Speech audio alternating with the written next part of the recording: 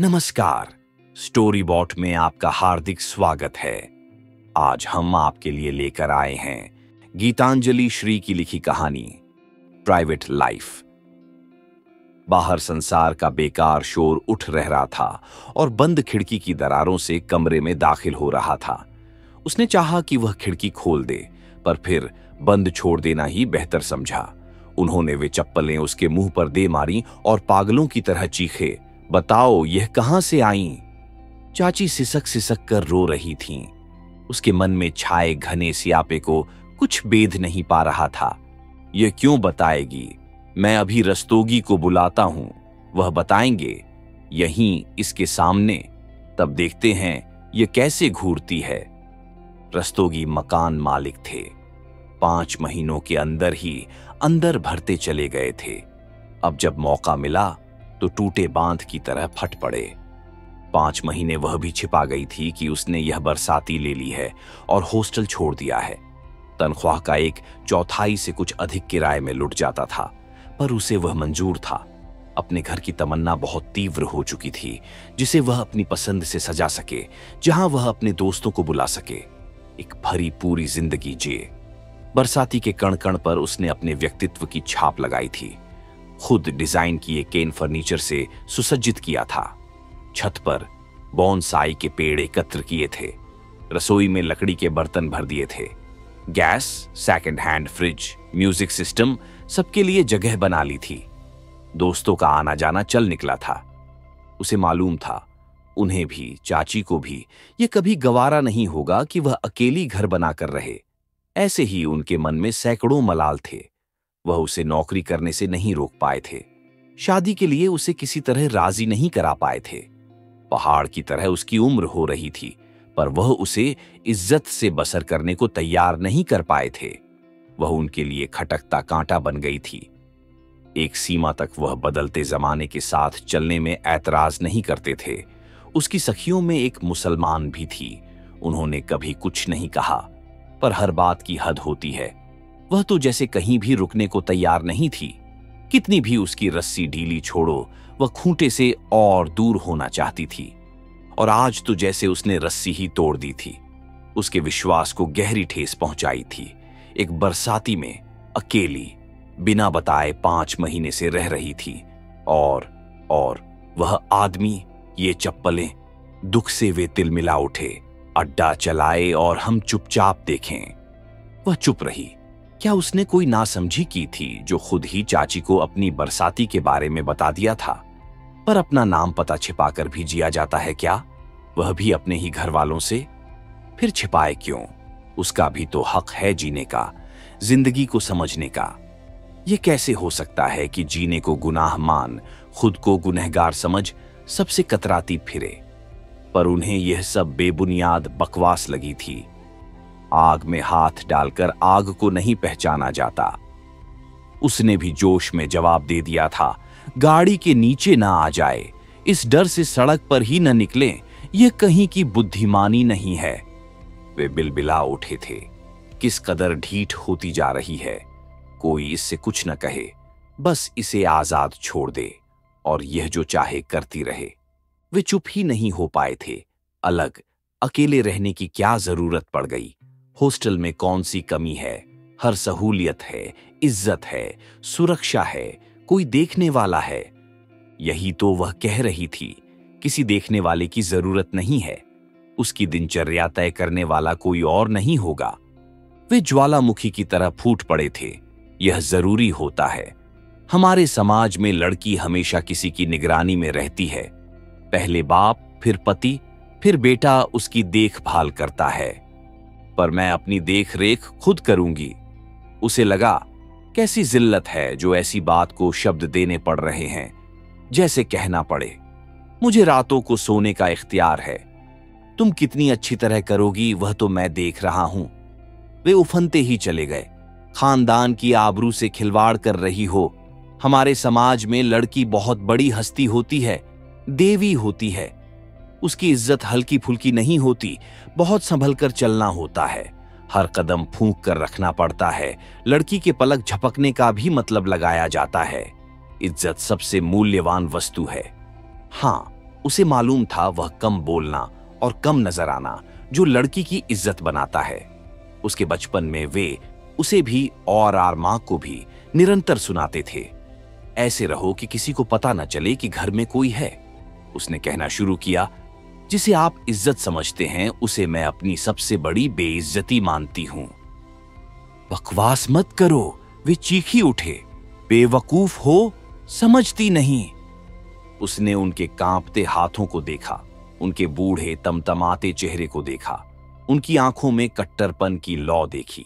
उसकी सारी बातें उन्हें बनावट लग रही होंगी, बड़ी बड़ी किताबों से रटी हुई। उसने शांत स्वर में कहा, मैं अपने ढंग से जीना ठीक समझती हूं। आप समझ सकते हैं तो यहां रहिए। जबरदस्ती तो मैं समझा नहीं सकती।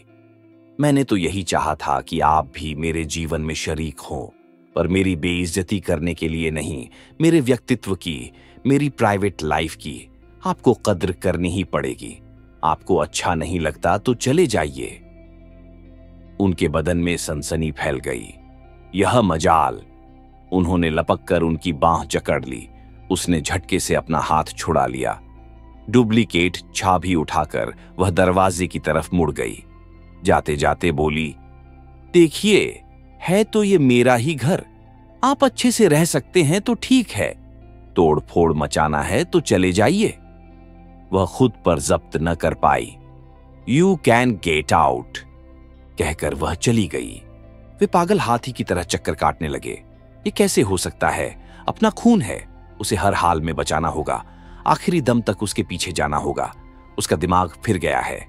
अपने को, सबको बर्बाद करके रख देगी।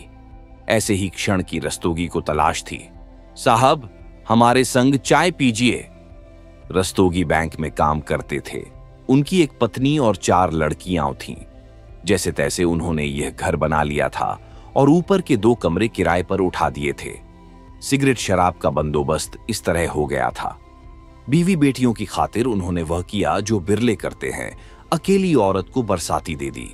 उन्हें लगा था वे दिन भर बैंक में रहते हैं, घर पर सब अकेले होते हैं। किराएदार कोई शांत महिला होगी तो अच्छा ही रहेगा। ये लड़की पास ही एम्बेसी में ट्रांसलेटर थी, पढ़ी लिखी थी और भले खानदान की दिखती थी। ठीक ही रहेगी। पर अब उन्हें अपनी भूल का एहसास हो रहा था। उनकी भी मोहल्ले में कोई इज्जत है। सच तो यह है कि इस उम्र पर भले या बुरे घर की लड़की अकेली हो तो हर समझदार इंसान के मन में प्रश्न उठना चाहिए। रस्तोगी मन ही मन कुढ़ने लगे। किस तरह कुछ करें, सूझ ही नहीं रहा था। यह लड़की है या कुछ और। छत पर बैठकर आदमियों के संग सिगरेट पीती है, खुलेआम। नए वर्ष पर रस्तोगी को शराब की दुकान पर मिल गई थी। बियर खरीद रही थी और वह काले चश्मे वाला फिरंगी आए दिन उसके घर में घुसा रहता है। 2 रात वहां ठहरा भी था। शायद हवाई अड्डे से सीधा आ गया था। उसके सूटकेस पर आलितालिया एयरवेज की चिप्पी लगी थी। देखिए साहब, आप हमारे बुजुर्ग हैं, आपका सम्मान करता हूं, पर बुरा ना मानिए, लड़कियों का इतना आधुनिक होना ठीक नहीं। 10 तरह की बातें होती हैं। हाँ हाँ, बिल्कुल ठीक कह रहे हैं आप। आपकी भी लड़कियां हैं। हाँ साहब, इसीलिए बोल रहा हूं, बुरा ना मानिएगा, आप बड़े आदमी हैं। यहां इस घर में बैठकर सिगरेट पिए। सिगरेट, बियर, फिरंगी। उनके सिर पर जुनून सवार हो गया। आप निश्चिंत रहिए, कुछ महीनों की थी तब से मेरे साथ है। मेरा खून है, मैं देख लूंगा। इन्हीं हाथों से 4 टुकड़े कर दूंगा। हमारे यहां लड़कियां किसी के सामने नहीं आती हैं, उन्होंने उससे चिघाड़ कर कहा था। किसी को अपना स्पर्श नहीं करने देती, बाप तक को नहीं। सच कह रहे थे। जब उसने सड़क पार करते वक्त बचपन में उनका हाथ थाम लिया था, तब उन्होंने कहा था कि लड़कियों को अपनी मां का हाथ पकड़ना चाहिए। उसके मन में यादों का अंबार फूटा। वह छोटी लड़की जिसको देखकर उन्होंने गंभीर आवाज में कहा था, अब तुम बड़ी हो रही हो, वह बेइज्जत हो गई थी। वे उस पर आरोप लगा रहे थे। उसे अपने बदन पर शर्म आ गई। तब वह फ्रॉक पहनती थी। उन्होंने एक दिन चाची को डांट दिया और उसे फ्रॉक के नीचे पैंट पहनवा दी, पूरी टांगों को ढकती हुई। शायद उसके व्यक्तित्व ने बढ़ना बंद कर दिया जिस दिन उसका बदन बढ़ने लगा। हमारे यहाँ नारी का बहुत ऊंचा आदर्श है, उसे अपने आप को सबसे दूर रखना है, बदन को चादर में लपेट के रखना है। वह शर्म से सिमटती चली गई थी। जितना ही उसका बदन बढ़ था उतनी ही वह सिकुड़ गई थी। उसका सारा अस्तित्व उन उभरते गोलों में जाकर समा गया था।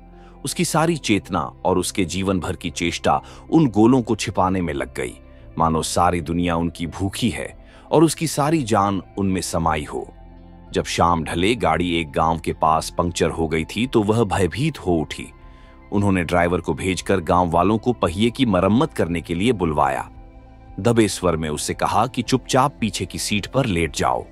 वह घबराकर चाची की गोद में दुबक गई थी और चाची ने उसे दोहर से ढक दिया था। आदमियों की भारी भारी आवाजें उसके कानों में एक असह्य युग तक गूंजती रहीं। फिर खुदा के फजल से गाड़ी चल पड़ी थी। वे भी सोचते होंगे, न जाने क्या कमी रह गई उनके सिखाने में।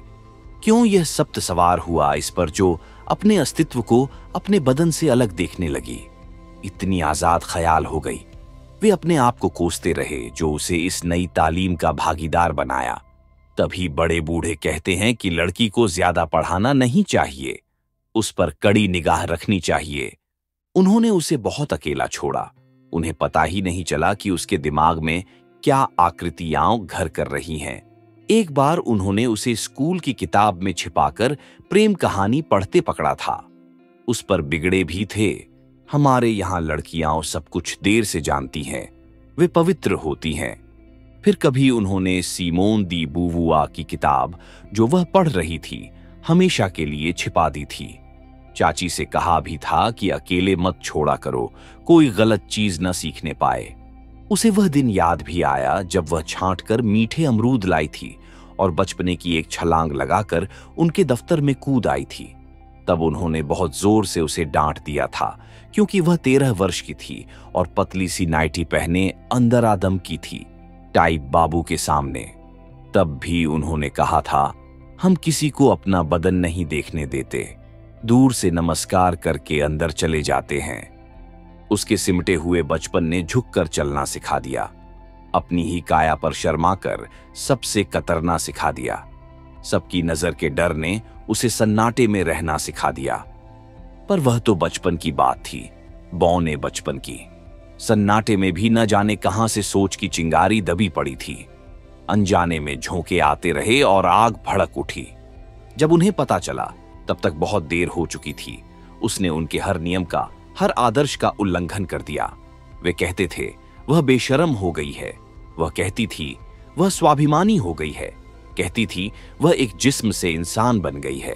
वे कहते थे वह एक इंसान से गंदा जिस्म बन गई है। कोई और शब्द नहीं बचा तुम्हारे लिए। गिर गई हो, नीच औरत बन चुकी हो। पागल, दुराचारी, अपने इन बूढ़े चाचा चाची की मौत बन गई हो। जहां सब कपड़े पहन के घूमते हैं वहां निर्वस्त्र घूमोगी। वे चिल्ला पड़े, आप चले जाइए। उसके मुंह से दृढ़ स्वर निकला, मेरी अपनी राह है। इस उम्र में मुझे अपने हिसाब से जीने का हक है। आपको मेरे ढंग नहीं रुचते तो आप जा सकते हैं। उस वक्त वे चले गए थे, पर जाकर वे रोते रहे, चाची को दुत्कारते रहे। वह भी रोई थी अपनी 30 वर्ष की नाकामी पर, अकेली होकर, समाज में इज्जत न पाने की लाचारी पर, आदमी न होकर उसी तरह जीने की चाह की लानत पर। जीवन का मनचलापन वह कबूल करे, यह हक उसे नहीं था। नई दिशाओं, नई मंजिलों की तलाश उसके लिए नहीं। और अगर खुली हवा के थपेड़े लग ही गए तो हमदर्दी करने वाला कोई नहीं। ये कौन मानेगा कि उसका भी जीवन पूछ पूछ कर नहीं आता। याद है हर इतवार को बरसातियों के वे इश्तिहार देखना। किसी ने फोन पर मना कर दिया, किसी ने उसके पीछे नजर फेंकी, आप अकेली, माफ कीजिए, और किसी ने कानून गिनाने शुरू कर दिए। रात को कोई आदमी मेहमान न हो, शोर न हो, मिलने वालों की लिस्ट बना दीजिए। फिर रस्तोगी ने बिना कुछ कहे सुने उसे बरसाती दे दी। वैसे उनकी बीवी पूरी कोशिश करती कि कुछ जान जाए। कभी सिगरेट पैकेट देखकर उसकी आंखें फैल जाती, कभी किसी आदमी की झलक पाकर। और तो और जैसे ही वह अपनी डाक देखने सीढ़ी से उतरती, वह भी धम धम अपनी डाक जांचने उतर आती, मानो दरवाजे की ओट में बस उसी की ताक में बैठी रहती हो। चिट्ठियां उठाते हुए पूछती, आपके माँ बाप ने आपकी शादी नहीं की? हाँ, मैंने नहीं की। उसे थोड़ गुस्सा आता। सो तो ठीक है, रस्तोगिनी सोचती होंगी, एक आध ऐसी ही रह जाती हैं, पर फिर यह रंगरलियाओं कैसी, ये सजने धजने की धुन कैसी, ये मिलने मिलाने का शौक कैसा? हाँ, बात साफ है, या तो लकीर पर चलो और ठस्से से चलो। मांग में सिंदूर, माथे पर बिंदियां, हाथ में चूड़ियां, इतराओ अब या सन्यास ले लो। बस इज्जतदार औरतों के लिए यही दो रास्ते हैं। इनके अलावा सब रास्ते, तीसरा रास्ता है कुल्लटाओं का।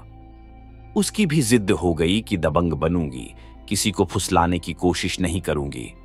जब अज्जू भैया रहने आए और खत की पेटी के पास मां कान मालकिन पूछ बैठी, कौन आए हैं? बड़ी तैयारियां हैं, तो उसने मेहमान कहकर मुंह फेर लिया। इन इज्जत के भूखों की कुढ़न बढ़ती गई, पर अब खेल का वारा न्यारा उनके बूते का बन चुका था। रात 9 बजे फिरंगी उसे संगीत सम्मेलन में ले जाने आया तो रस्तोगी, जो अपने अतिथि के लिए नहीं खड़े होते थे, सरपट सरपट दौड़े गए कि कहीं मेहमान ऊपर तशरीफ ले जाने का इरादा न बदल दे। जीने का दरवाजा खोल आए। ऊपर वे बैठे थे, स्तब्ध। वह उठी, मैं देर से लौटूंगी, और चली गई। उन्हें मानो लकवा मार गया। सुन, कोई पुराना तजुर्बा हो तो सूझती कैसे निपटाए, पर इस तरह लड़की आंख मिलाकर चल दे उस लफंगे के साथ नहीं, चुप नहीं बैठ सकते, किसी हालत में नहीं। वे दांत पीसकर गुर्राए थे। बूढ़ा हूं, पर यह न समझो बेकार हूं। ऐसा सबक सिखाऊंगा कि इस देश में आना भूल जाएगा, एक हड्डी साबुत नहीं बचेगी। वे हाथ मलते रह गए, तब पत्नी के पैरों पर गिरे और उन्हें साथ लेकर फिर आए। अचानक आधी रात को, यह मैं क्या सुन रही हूं? चाची रोने लगीं। उसने समझाने की कोशिश की, चाची, सबका हक है, सबकी प्राइवेट लाइफ है। Private life? उनकी चीख गले में अटकने लगी थी। सुनती हो, अब ये प्राइवेट लाइफ चलाएगी, देख रही हो, धंधा। और सन्न से वे चप्पलें उसके कान को रेतती हुई दीवार से टकराकर नीचे गिर गईं। किसकी हैं ये चप्पलें? पूछो, बताओ रस्तोगी जी, 1 मिनट आइए। देखिए, हमारी पत्नी बूढ़ी हैं, लंगड़ी हैं, चल नहीं पाती, परेशान होकर आई हैं। आप बताइए क्या होता है यहां? वह ठगी सी बैठी रही। रस्तोगी ने उसके नाम आए खत सामने रख दिए। पूछो इससे, पूछो इस। शायद बेजार रातों का जिक्र कर दिया हो, या उसकी कमर के तिल को याद किया हो। उसने देखा, वहीं उसके सामने बर्बरता से उसकी अंतड़ियां बाहर खींची जा रही थीं। आदमी जानवर होता है, भूखा भेड़िया। वह औरत की इज्जत नहीं करता है, उसे खाता है। उसे दिख रहा था वही, उतना ही जो उन्हें दिख रहा था। पता नहीं अब भी वे नंगी तस्वीरें देखते हैं कि नहीं। तब उनके तकिए के नीचे अक्सर फिरंगी पत्रिकाएं पड़ी रहती थीं, जिनमें जिस्मों की नुमाइश थी, आदमियों के खाने के लिए। पत्रिका का अगला पन्ना खुल गया, जो हमेशा खुला रहेगा, जो निरंतर उन्हें दिख रहा होगा। उस पर वह होगी। उनकी भद्दी निगाह पर उसकी आंखें झुक गईं। रस्तोगी उठकर चले गए थे। गंजे सिर और खिचड़ी मूंछों वाले सज्जन ने अपनी डगमगाती इज्जत मोहल्ले में संभाल ली थी। चाची तो पैदा ही हुई थी रोते हुए। वे गुस्से और शर्म से कांप रहे थे। हमारी लड़कियां पवित्र होती हैं, वे सब कुछ देर से जानती हैं। हमसे कहती है, निकल जाओ, हम तुम्हें निकालेंगे, रस्तोगी तुम्हें धक्के मारेगा। उसे लगा वह 30 साल की बालिक नहीं, एक अधमरी चिड़िया है। प्राइवेट लाइफ, वे दहाड़े। प्राइवेट लाइफ क्या मतलब? इंसान की अपनी निजी जिंदगी, जिसमें बहुत से मिले जुले तत्व हैं, शांति, काम, अकेलापन, दुकेलापन, दोस्त, रोमांस। नहीं, प्राइवेट लाइफ का मतलब है व्यभिचार। इसलिए अकेले रहना था, इसलिए इसलिए क्या क्या करती है वह, जग भर का हक है कि जाने। किससे कितनी दूरी से बात करती है, किसे चूमती है, होंठों पर या उंगलियों पर। उसे लगा उसने इज्जत से जीना चाहा था, अपनी दुनिया बनाने की कोशिश की थी। उसे लगा अभी इसी वक्त एक बलात्कार हुआ है उसकी इंसानियत पर, उसकी बालिग अहमियत पर। बचपन में उसका अस्तित्व उसके जिस्म के एक हिस्से में सारी जान, सारा जुनून लेकर बस गया था। वहीं उसकी इज्जत समा गई थी। उसे लगा उसका अस्तित्व उसके जिस्म से फिसलकर जमीन पर पड़ा तड़पड़ा रहा है। अगर आपको यह कहानी पसंद आई हो तो लाइक करें, कमेंट करें और स्टोरी बॉट चैनल को सब्सक्राइब करना न भूलें।